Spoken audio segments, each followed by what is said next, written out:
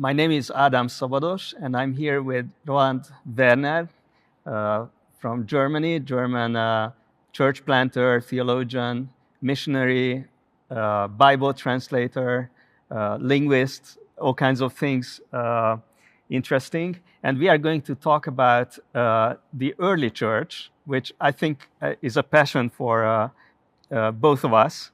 So I'm looking forward to an interesting conversation. And you gave a lecture on how the early Christian writers strengthened the faith and debated heretics and heathen, which is a very interesting title. And thank you for accepting the invitation to talk about it. And I guess I would like to start by asking you, you have two kind of scary nouns in the title of your talk: heretics and heathen, or pagan, probably we would say. So who were these groups in the early church, and what were the main points of contention? So yes, thank you, Adam, for having me. Actually, heathen is a normal word, or pagan. It means those that live out in the heath. Or the paganos means the one that lives on the countryside. And I think that comes from the fact that early Christianity had its main centers in the urban world. St. Paul, the apostle, he planted churches in Ephesus, in Corinth, in Athens, probably in Philippi and Thessaloniki, and so forth, in Rome. And so the early Christian reality was an urban reality, and the countryside was only reached later. So we are using historically this word heathen, those that live out on the heath or in the countryside, as the non-believers in Jesus Christ. But of course, nowadays we see it as a negative term. I think it's more of a practical term to say the non-Jews and the non-Christians. So anyone who would be in the Roman Empire, be they Romans, be they Gauls, Celts, be they North Africans, Syrians, Greeks, be they Egyptians, whoever they may be. The other term, of course, heretic, just means a schismatic, or means somebody who is cutting himself off. And that was a feature that we see the beginning of already in the New Testament times, but we see especially in the 2nd and the 3rd century of the church that people would invent a new kind of Christian faith, that they would start with what we might call the traditional or orthodox, meaning believing in the right way. So just like normal, simple word, normal Christian faith, but then they would go into these different directions. And of course, the early Christian writers tried to help their people to understand what the core of the faith is and how they can defend it against the non-Christian world, the heathen, pagan, non-Christian world, which would be Greek philosophy, Roman imperialism, mystery religions, other philosophies, all sorts of things. So when they had friends who followed any of those realities, why are you a Christian? So that they would be able to give an answer, an apologia, an answer, and also how they could answer those who came into the church and said, okay, well, you're misunderstanding. I have the real way of understanding it.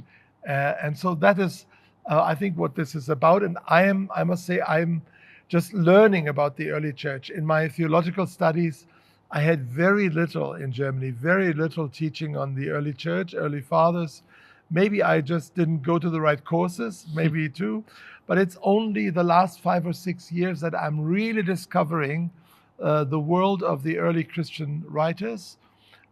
Say all the time until Emperor Constantine, especially because that's when Christianity was in a minority position, which is similar to today, because I believe we can learn a lot from their struggles, from their questions, and from their answers. It sounds like there is there are people outside the Christian community who say different things, and there are people who are either inside or were in the inside and speak in the name of Christian in the name of the Christian community, and that is a danger, because they spread fake news, basically, that there is a good news and a fake good news. So what was the strategy of the early church to distinguish between fake good news and Yeah. real good news? Well, this first group that you're speaking of course, they were the majority. So the Christians were a very small minority, and they were endangered. They were not always persecuted, but there was a danger of persecution. Persecution was a reality that could flare up anytime in local centers, in regional centers, or maybe sometimes in the whole empire. So we must understand that they had a need to defend the faith against those people, and especially to dispel the myths and the misinformations, like, oh, the Christians, they're atheists, they don't believe in any God. The Christians, they eat little children because they speak about eating the flesh and drinking the blood, or they are committing incest because they say everyone's their brothers and their sisters, so we don't know what they're doing behind closed doors. So that's the defense to the outside, which was endangering the Christian community, even to the very point of its existence, martyrdom and so forth. Now, the other group, I see it a little bit as like a parasitical kind of existence. You take something that is there, say the Christian faith, you take the church, you take the New Testament, and you come with a different philosophy, and you are kidnapping some of the thoughts, the ideas. You take something like logos. Jesus is the logos, as it says in John 1. In the beginning was the logos, and the logos was with God, and God was the logos. And then you take this, and that's what they did, the Gnostics especially, and then they made a very speculative development of this logos. And then they said, well, this logos comes out of some sort of non-being, and then the non-being is emanating into this and that. And there was all these crazy systems, but because they were using biblical words and Christian words, for the simple people, that was not always so clear that this was another gospel, another spirit, another philosophy. And especially as they came with this a little bit of an arrogant attitude, and they said, we are the knowing ones. Yeah. Because Gnostic or Gnostic means to know. Gnosis is knowledge. So you simple Christians, you are just believers. You just believe the historic facts, and that is okay, but it's an inferior kind of a degree of a Christian reality. But we are the ones who really know the deeper meaning. And so that's where we also have the Gnostic Gospels that were then created, which the church rejected. Why did they reject it? Not because sometimes people say, oh yeah, because they were afraid of the real truth. No, they knew it was a new invention. Mm-hmm. It was nonsense. It was something that was just recent, So actually, and that is an interesting point which I found, is that we know about these Gnostic Gospels from the writings of the Christians against them, like Irenaeus writing about the gospel or the Valentinians and their gospels and so forth. And only about 80 years ago in Egypt, they found some of the copies of these same gospels, and we could see how faithful and truthful the Christian defenders of the faith were in portraying what those Gnostic Gospels wrote. So, and then I think that was one of the things that we can also learn is, if we are in an intellectual or a philosophical or a religious dispute with some opponent of the faith, then it's very important that we are not painting a caricature of what they believe, but we take what they believe, we describe it, and then we give our reasons why we believe otherwise, or why we believe that the Bible says something else. It doesn't help to just paint them in black or to ridicule them, but to really take them at face value, to understand and then go through that and give the answer that comes from the Bible. Fair assessment. Yes, of what exactly. Now, yes. this is what you say is the polar opposite of the popular myth that Orthodox Christians got rid of the documents of those Gnostic Christians, burned them, just got rid of them, Right. and used force, and they were in the power position and just oppressed those Gnostic groups. So, what was the real strategy of the Orthodox early Christians to defend the faith from these heretical teachings? Yes, I think there was different levels. The churches as such, and we must not think of church buildings because they didn't have any church buildings, but we must think of congregations in localities. And in some big cities, there would be several or maybe even many, and they would be somewhat linked. So they would be house churches. Their life was the main defense. So the way that they lived their community, the way that they lived a different life from what they had lived before, the distinct ethic that they were following, the new inclusive community where women and men were included, slave and free, rich and poor, Jews and Gentiles. So that was one level of defense, which I think was maybe in the long run even the more powerful one than that which we take on more the rational level. Of course, there was the need for people to arise, and those early apologists, they took up the challenge and they answered to accusations. And they tried to show, for example, how the Christian faith is in continuation to the Old Testament and yet is something new. So because why are you not just Jews? Well, what is different? Why did you start this new religion? Well, they didn't start it, but they gathered because they were convinced of the truth of Jesus and the gospel. So, but what is the difference between Jewish belief in the one God, which was known in the ancient world and was attractive to many people? So there was a move, I believe, to monotheism in the Roman Empire already before the preaching of the Christian gospel. But what is different, but what is also continuous? And there was a debate within the church about that. And then the other thing is, yes, what is it? Why do you not believe in our traditional gods? And why do you not believe in Zeus or Apollo and so forth? And of course, there, the Christian apologists, they attacked with full force, and they say. Wait, so when you say attacked, what do you mean? What do you exactly they attacked mean? in their writings. Yeah. Okay. And by the writings, we don't even know who read these writings. So, like for example, the letter to Diognetus, which is an early Christian apology, quite early from the beginning of the 2nd century.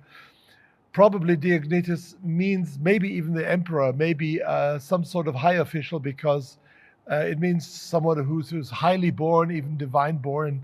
So did the emperor ever read it? Maybe not. Maybe yes, we don't know. But probably the Christians read these. So that gave fodder to their argument. So attack means a discussion. Doesn't mean, they had no force. They were the minority. They were the persecuted minority. They were the despised ones. But they would say, hey, look at how ridiculous it is if you go to a temple and you worship in front of a statue, and the statue is made of wood or of silver, and the other part of the same tree is used for firewood. But one part you make a god, the other part you burn in the fire. How does that work?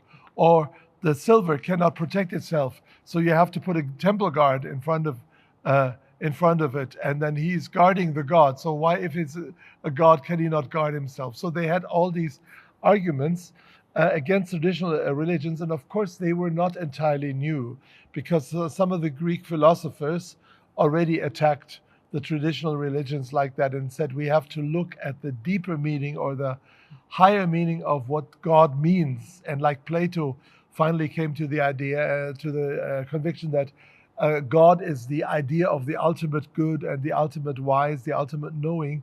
So there was already this move away from the traditional religions, but the Christians used that, and they had verbally attacked this belief. And then, but also I think a great part was to explain. And we see this tendency to take this historical belief in Jesus Christ, which was rooted in the history of God in the Old Testament with Israel, and to try to explain it in Greek terminology. And sometimes in doing that, they stressed more the fact of there's one creator, there's one God, and less of what we maybe as evangelicals nowadays we would stress the cross and the salvation. So, but it was because they wanted to open the way for people to understand more about who this God was, this God that the others said this is a new God, and they say no, it's not a new God. He's the real God, and what you're worshiping, they are not gods. And the early church was very effective in their mission. Just if you see the immense proportion of growth in the Roman Empire.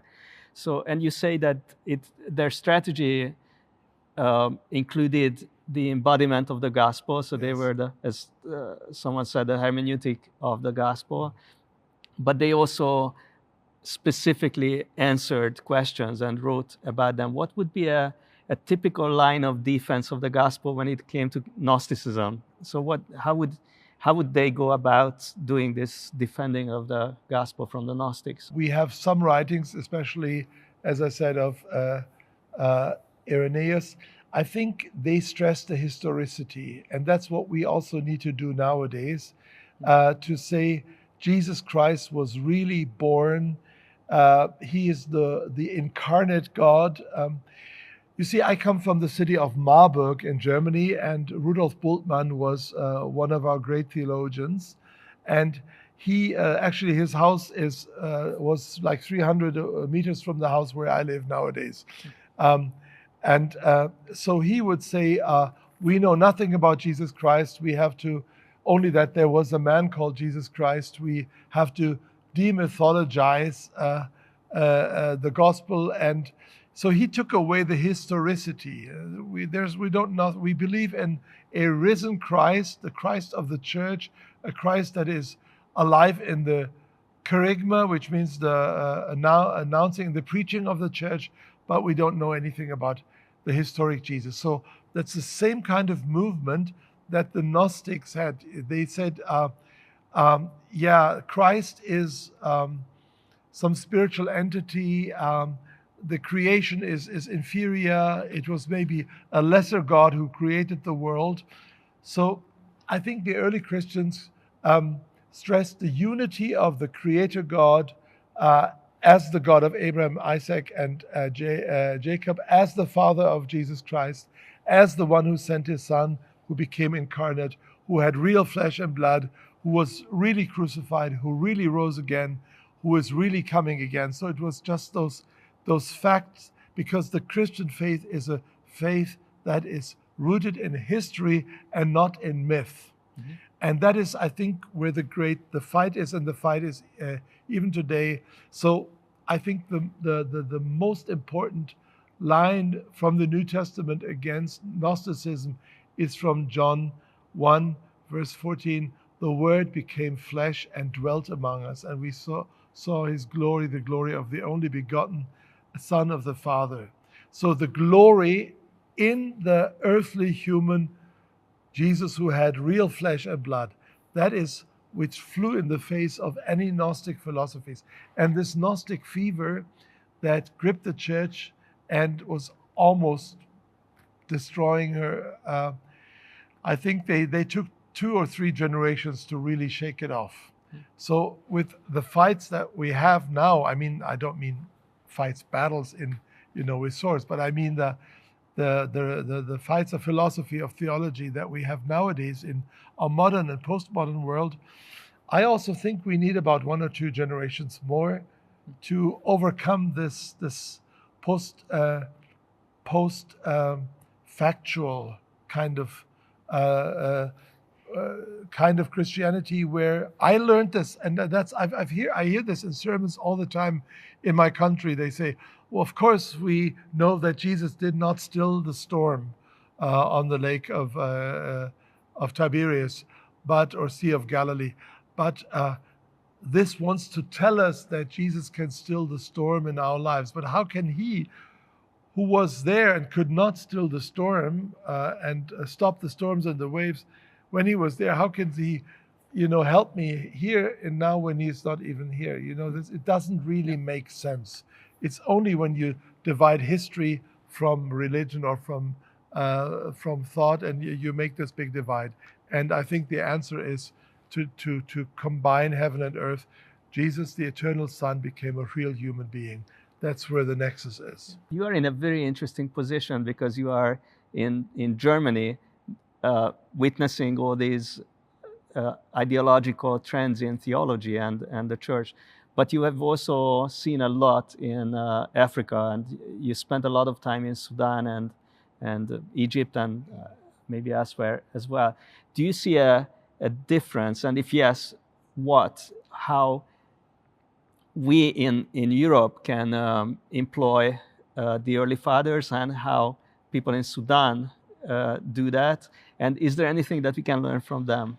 That's a very interesting question. I think the Muslim world as a whole has a natural understanding of and belief in the one God. Mm-hmm. So the Western secular position that there is no God is not a temptation yet. It's starting a little bit in some of the urban centers, like in Cairo and so forth. But in general, in the Muslim world, people believe that there is a God. So the question is not, is there a God, like it would be in the West? The question is, who is this God, and how does he reveal himself? And what is his character like? So that's the one thing. So they don't doubt that there is revelation, but it's interesting that the Quranic denial of the reality of the crucifixion of Jesus, which we have in Surah 4, they did not crucify him, but it appeared to them as if. So where does that come from? And we see this denial of the actual physical crucifixion of Jesus already in the Gnostic Gospels. So that some of the scholars say that this Quranic idea of Jesus not having been really crucified has its root there. So I think where you asked about what can we learn from them, or how is their approach different, I find especially in the Sudan, and the question is not so much about rational things, about what is true, what is not true, but it's about power. Who has the power to protect me from the forces of evil? So there's a lot of fear of the spirits, and that is similar to the Roman world, because people were afraid of the gods or the spirits, of fate, of the stars. They were very much afraid of what's going to happen at death. So the overcoming of the devil and of his powers and the evil spirits, I think that is where the gospel becomes very real for our brothers and sisters, and for people in Africa, but also on this interface between the Muslim world and the African world, which is what I have in Sudan, what we have there. That is where it's more of a question: does Jesus prove himself to be who he is by his power to heal, to protect, to save, and it's not so much a philosophical question as we would have in the West. It's very interesting for me what you have just said, because it sounds more relevant than you would think, or you would have thought 10 years ago, as Islam is here in Europe, and also the face of evil is more and more visible. The demonic is coming up on the surface in our culture. So these questions might be more relevant in Europe than we would have thought earlier. And you can easily pray with the Muslim. They will not agree to the Christian message, but they will accept prayer because they still respect us as spiritual people. So if we want to gain respect of a Muslim and even gain the right to confess our faith, we have to actually be known as Christians. And that is where I think we can learn also from the early church to not be afraid to say, I'm a Christian, because that's what they went into martyrdom. They just said, Christianus sum, I'm a Christian. And that was their confession. I'm identified with Christ no matter what. So it was in word and in life and deed and in death that they gave witness to the gospel. And so this defense, this intellectual defense against the traditional religions, the philosophies, against the Gnostic heresies, that was only one level.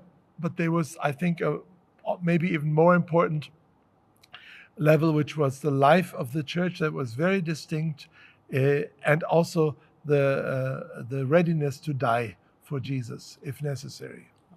That was very interesting, and your perspective is especially interesting in this topic for me. So thank you very much for accepting this invitation to talk about this. Thank you.